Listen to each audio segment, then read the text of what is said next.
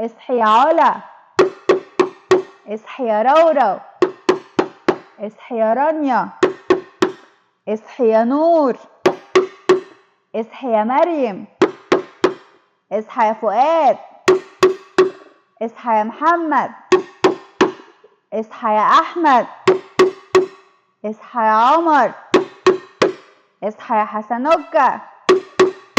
بس كفايه عليكم كده عشان ما تزهقوش.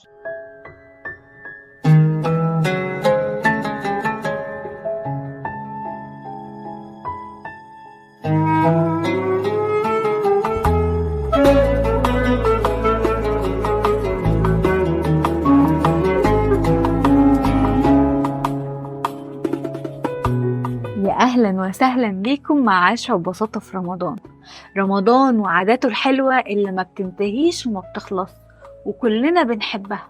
وعادة النهاردة بقى بالذات أنا بحبها بشكل شخصي وما أقدرش أتخيل رمضان من غيرها، وكنت بستنى من وأنا صغيرة قد كده اهو ومعرفش أنام، ولو نمت لازم أصحى علشان أسمع المسحراتي وهو بيقول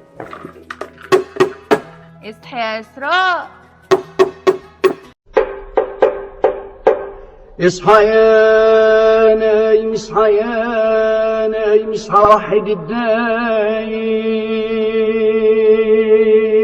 والنهاردة هنتكلم عن مهنة المسحرات وإمتى بدأت المهنة دي وإزاي بقت عادة ومظهر مهم من مظاهر رمضان الجميل. بيقال إن مهنة المسحرات دي قديمة قدم التاريخ، ومن أيام الرسول صلى الله عليه وسلم لما كان بلال بن رباح وهو أول مؤذن في التاريخ الإسلامي بيطلع هو وعبد الله ابن أم مكتوم علشان يصحوا الناس. وكان بلال بيأذن وينادي بصوته الجميل علشان الناس تصحى للسحور، وكان عبد الله ابن أم مكتوم بينادي علشان الناس توقف أكل وشرب. القصة خلصت كده؟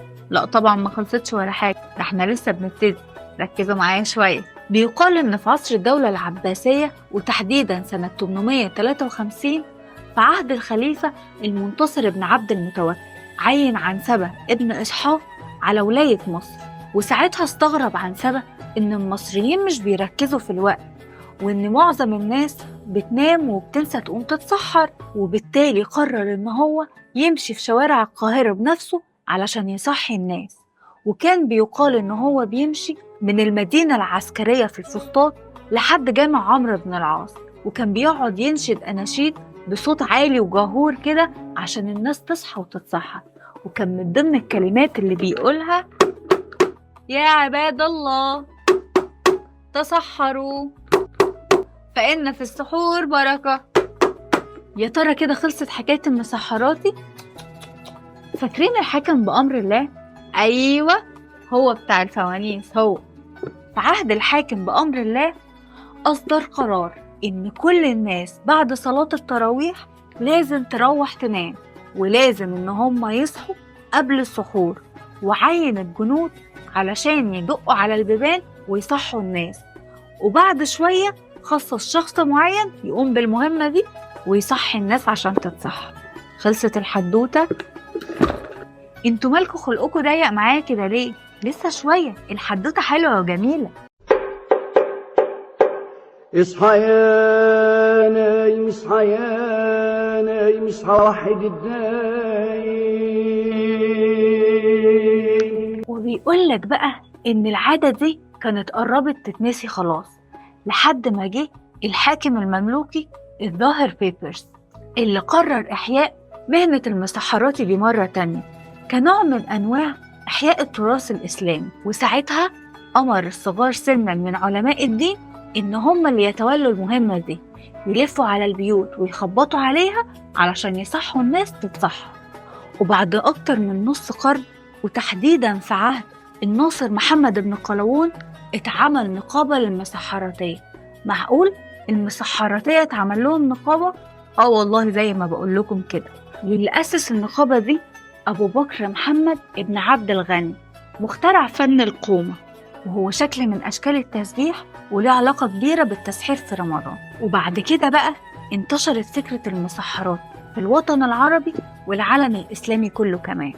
بس المصريين هم أول ناس استخدموا الطبلة علشان يصحوا بيها الناس على السحور.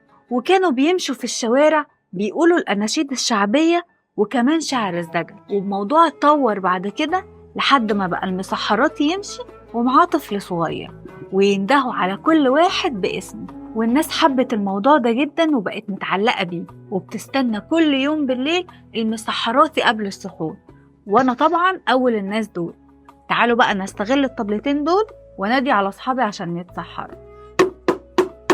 اصحي يا علا، اصحي يا رورو، اصحي يا رانيا، اصحي يا نور، اصحي يا مريم، اصحى يا فؤاد، اصحى يا محمد، اصحى يا احمد، اصحى يا عمر، اصحى يا حسنوكا. بس كفايه عليكم كده عشان ما تزهقوش. ممكن ابقى اعمل لكم فقره منفصله انادي فيها على كل الاسماء اللي انتوا عايزينها بالطبله الاموره دي. واخيرا بقى هتفضل دايما مصر هي مبدعه المظاهر الحلوه في رمضان. وبكده نكون خلصنا فقره العادات الرمضانيه، ويلا بينا على الاكلات.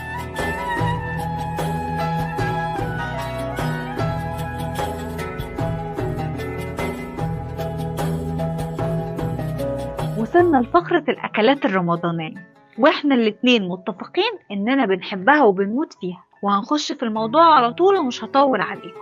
إحنا النهاردة هنتكلم نوع من أنواع الحلويات وهي القطايف بنت عم الكنافة. بيقولك بقى إيه، على الرغم إن الفاطميين ليهم دور كبير جدا في معظم العادات والمظاهر بتاعة رمضان، بس القطايف بالذات بيرجع أصلها لعصر الدولة الأموية. وبيقال إن أول حد كل القطايف في التاريخ هو سليمان بن عبد الملك. وطبعا كالعادة في روايات كتير بتتكلم عن سبب تسمية القطايف بالاسم ده، بس معظم المؤرخين اتفقوا على روايتين. أول رواية بتقول إن في عصر الدولة الفاطمية الطهاة كانوا شاطرين جدا وبيتنافسوا كده في عمل الحلويات اللي طعمها جميل وشهي، ووقتها أحد الطهاة عمل فطيرة القطايف دي وقدمها في سرفيس كبير كده شكلها حلو وجميل، وكانت متزينة بالمكسرات. ومن كتر ما الناس حبت طعمها بقوا بيقتطفوها كده علشان طعمها الحلو والمميز.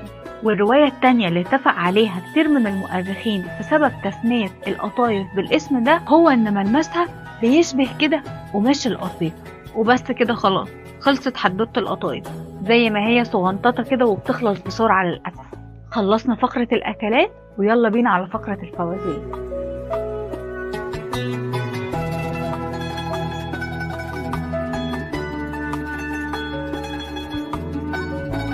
كده احنا وصلنا لآخر فقرة من فقرات البرنامج، فقرة حزورة فزورة.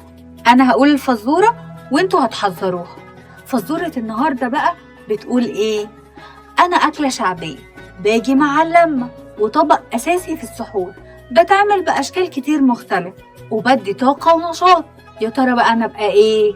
اللي هيعرف الإجابة صح أول واحد هيطلع معايا الحلقة الجاية في فيديو. شكلكم كده كنتوا هتنسوا أهم حاجة، إن انتوا تعملوا لايك للبيج على الفيسبوك وسبسكرايب للشانل على اليوتيوب وفولو على انستجرام وتيك توك، وتخليكوا دايما فاكرين إن كلنا محتاجين نعيشها ببساطة. ورمضان كريم عليكم جميعا.